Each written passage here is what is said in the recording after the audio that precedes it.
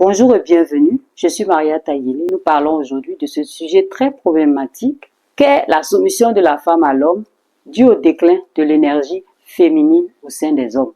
Nous allons voir ensemble d'où est né ce concept, comment et pourquoi il s'est répandu jusqu'à nos jours, telle une traînée de poule. Puisque ce sujet est assez vaste et qu'il y a trop à dire, je tenais à placer le contexte dans lequel nous nous retrouvons dans une humanité où les femmes sont encore trop brimées pour ce qu'elles sont, des femmes tout simplement. Surtout en Afrique, où de nombreuses femmes vivent encore dans des conditions de vie précaires et difficiles. Le sujet de la soumission des femmes est profondément ancré dans l'histoire, influencé par des facteurs culturels, religieux, économiques et sociaux. Pendant des siècles, les sociétés ont construit des structures patriarcales qui ont limité les droits et les libertés des femmes, souvent sous couvert de traditions ou de normes institutionnalisées. Cependant, cette soumission n'a jamais été absolue ni incontestée. Les femmes ont toujours résisté, revendiqué leur place et contribué à façonner des avancées majeures. Les luttes féministes, les mouvements pour les droits civiques et les évolutions législatives en Occident ont permis de remettre en question des dynamiques et d'ouvrir la voie à une égalité.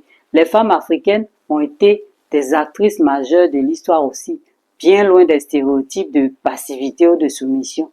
Leur résistance s'est exprimée à travers des gestes politiques, spirituels, militaires et culturels, parfois spectaculaires, parfois silencieux, mais toujours puissants.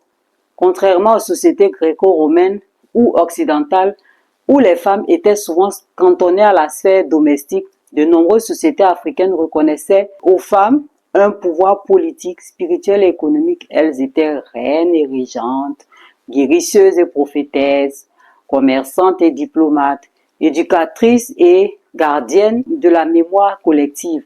Nos ancêtres féminines, ces femmes africaines, ont montré que le pouvoir n'est pas un monopole masculin, mais une circulation de force où le courage et le discernement priment sur la domination brute. La résistance féminine en Afrique s'est manifestée à travers différentes époques et formes de lutte, allant des révoltes contre la colonisation au combat pour les droits des femmes. Les femmes ont joué un rôle crucial dans la lutte contre l'esclavage, souvent en tant que résistantes, militantes et leaders de mouvements abolitionnistes. Elles ont défié des systèmes oppressifs et ont contribué à la libération de leur peuple.